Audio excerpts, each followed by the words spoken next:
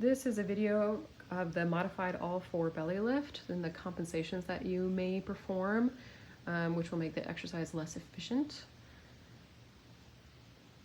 The setup is pretty straightforward. You're going to be in an all fours position or quadruped position, in which case your hands are going to be right underneath your shoulders, your knees are going to be right underneath your hips. And so what people sometimes do is that their hands will be too far forward, or the knees will be too far back. Or in the reverse, right through there. And so make sure that your hands are right underneath the shoulders and the knees are right underneath the hips. All right, so the step 2, maximally round your spine by arching your back upward as you roll your pelvis back so that your bottom tucks underneath you.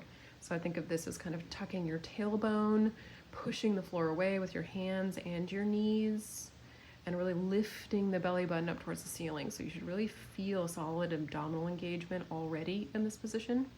Now what people might do incorrectly is that they might do a really good job of pressing through their arms, but they are not using their pelvis. So if Selena demonstrates a pelvis tuck, now we really have that full curvature, that full curl and rounding of the back. So now we're going to shift your body weight forward so your nose is over your fingertips. Again, you should be feeling the abdominals here. Now what people often do is they'll shift forward and they'll lose that pelvis. Yep, and so making sure that you can maintain the pelvis as you come over those fingertips is going to be imperative.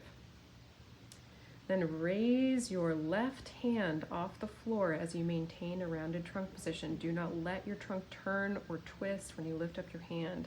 You should feel your right abdominal wall engage when you pick your left hand up. And so what people often do is when they lift that left arm, they'll untuck again. They'll kind of lose that forward weight shift that they had gained, and they'll let that pelvis, that tail will start to kind of creep up towards the ceiling. So you really got to keep that tail tucked. You got to keep that forward weight shift and maintaining all of that. Then you lift your hand. And you should really feel that your right arm and both of your legs are still pushing into the ground in order to lift that left arm. Okay, and so then you're going to hold that position and take 4 to 5 deep breaths in through your nose and out through your mouth. And then you're lowering your left hand to the floor and taking your right hand off the floor. Now, same thing is important here. You need to maintain that forward weight shift as you lift that opposite hand. You need to maintain that pelvic tilt or tuck as you lift that opposite hand. So at no point should you be leaning side to side when you lift a hand. So there's no leaning occurring in order to offload that arm. You are planting the other extremities into the ground. You're lifting that arm with your abdominals. And then you're going to hold that position for 4 to 5 breaths with that right hand off the floor, in through the nose, out through the mouth. And then you're relaxing and repeating both sequences 4 more times.